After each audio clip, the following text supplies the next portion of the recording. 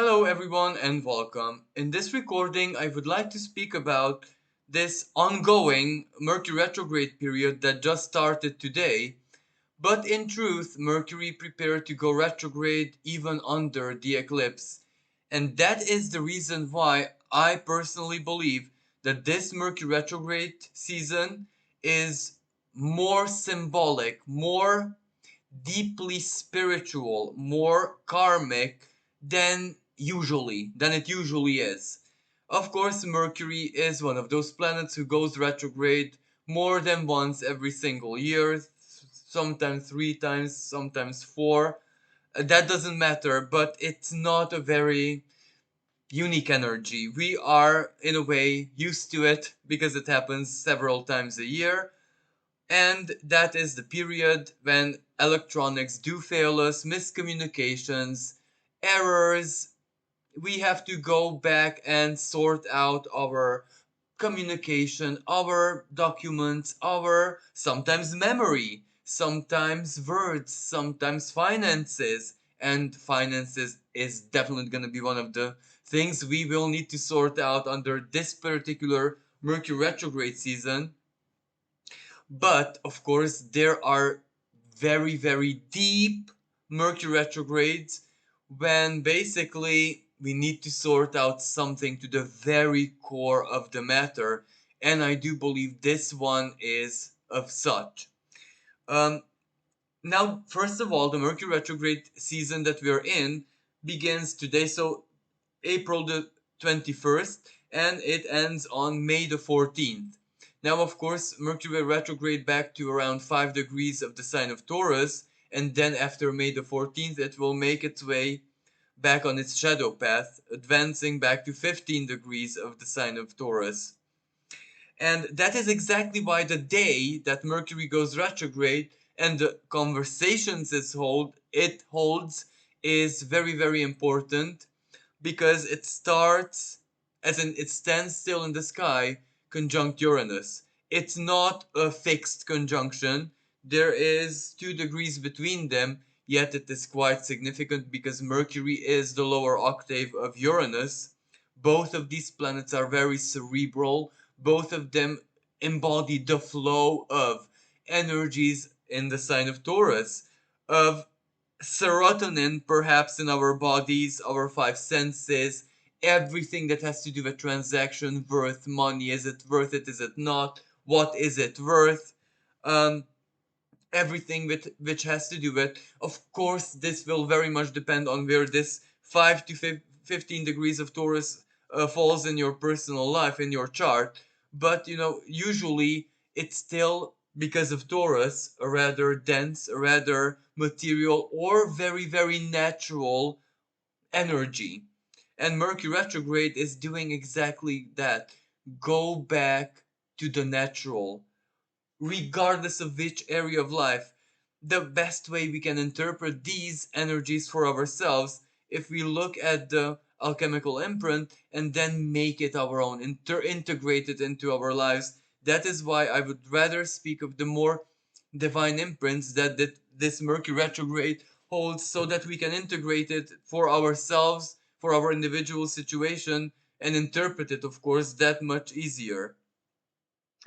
So, as I said, Mercury is conjunct Uranus in the sign of Taurus. Collectively speaking, this is a financial wake up. Uranus, this is the situation.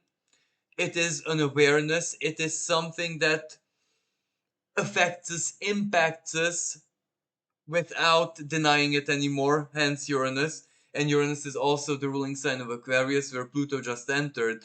So that means collectively and individually alike, we are going to be feeling this Mercury retrograde quite intensely, not necessarily in a bad and disruptive way, even though disruptions will definitely be part of the deal. But we feel the necessity, the importance of all the things that we are invited already to go back to complete, perhaps have patience with. For some, the grand scheme, the grand design is already at play, but there comes a moment of pause. Have patience. It will resume after, however period of patience this Mercury will ask from you in your own individual situation. But all of this, regardless of how it manifests in our lives, because it can be something quite physical. Go through your debt, go through your salaries history, go through your purchases, transactions, banking, or even if it's something rather non-material, it can still have correlations with value, worth, anything Venusian and Taurian. So Taurus makes it, like in a way rudimentary, basic, but very, very important. The basics can be quite, grandiose as well. They don't have to be and look like basics. But anyway, this can be a psychological energy. Does he, she, it situation love me, support me? Does it add value to my life? It can be even a spiritual energy. This mm, avatar, path of the spirit, way to perceive the spirit, interpretation of the spirit, perception of the spirit no longer serves me, no longer adds value to my life. I need an upgrade, or I need something more authentic to myself. And there you go. That's not material whatsoever. And we can't even say that it's like a physical value, yet value. It still is value. And it still is, does it support me? Does it bring worth to me? Even if it's, for example, like 12th house, it, it will cause so many smaller or bigger changes that will reflect materially ultimately. And perhaps this Mercury retrograde invites all of us to find the practicalities, to find the ways to do just that. Make the changes, make whatever this eclipse conjures up, be part of our lives in an intelligent, foreseeable, and supportive, serving way to us and our needs.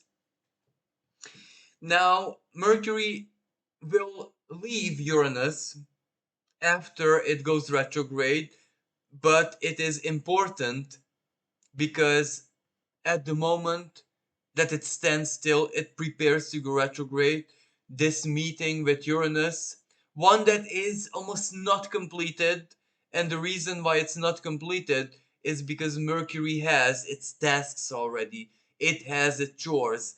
It briefly meets Uranus, and I see that moment as like a check. When your software asks you, are you sure that you want to perform this operation? And then you click yes, and then Mercury will do exactly that. Start performing the operation. Will it defragment your esoteric, ethereal hard drive? Will it recount something? Will it redo something? Will it check something? Anyway, Mercury to be seen as our mental functions, our mental sphere, the practicality and the flow of the mental energies, the information, the light even. So it will do exactly that. Start working. Now, like every Mercury retrograde, especially that at the very, very end, it will square Pluto. Not a tight square, just and Pluto retrograde by then. So Pluto itself would have moved backwards, retrograde, going back, starting its exit from Aquarius and moving back into the final degrees of Capricorn.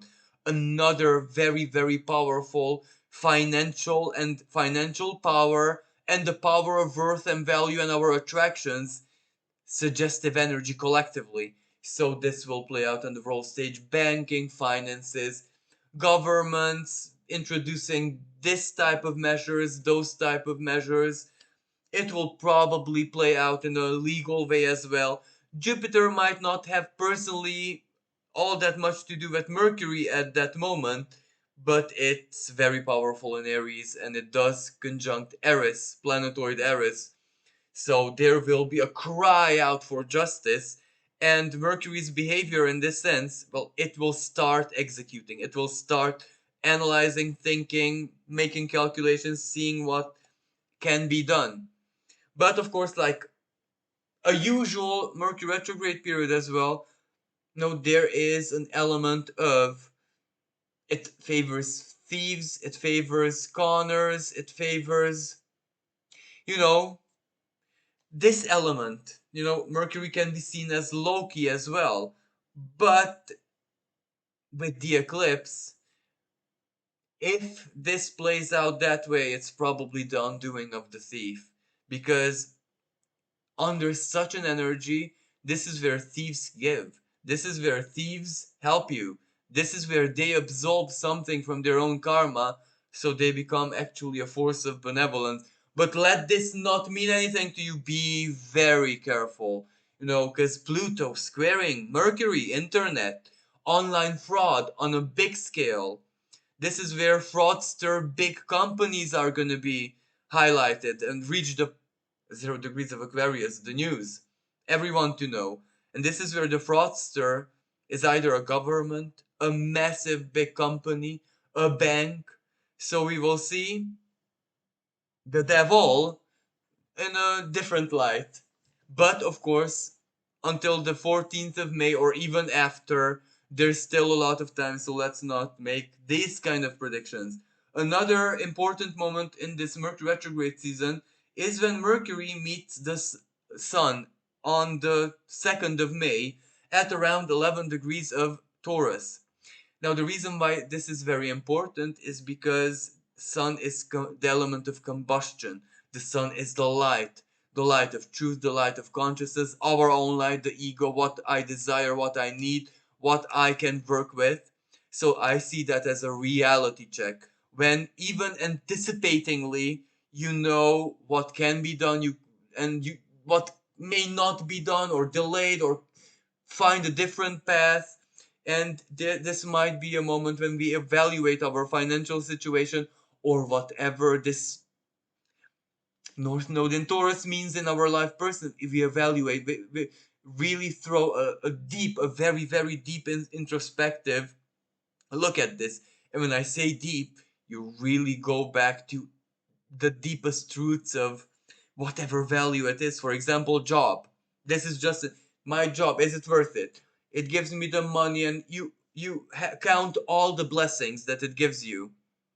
But then maybe this Mercury retrograde goes back to the very core of the being who you are. Yet none of these. I rather have uh, an example. My child not have all of these ultra modern gadgets that I'm ultimately sacrificing my life for. Will rather have a simple life, but I know I'm there in the education, and my child is kind of going intellectually, spiritually, mentally, philosophically, principles, where exactly my family line, my soul, my what I want to give my child, I can give. And let's not forget the ruling planet even of this Mercury retrograde, Venus, well, at the time of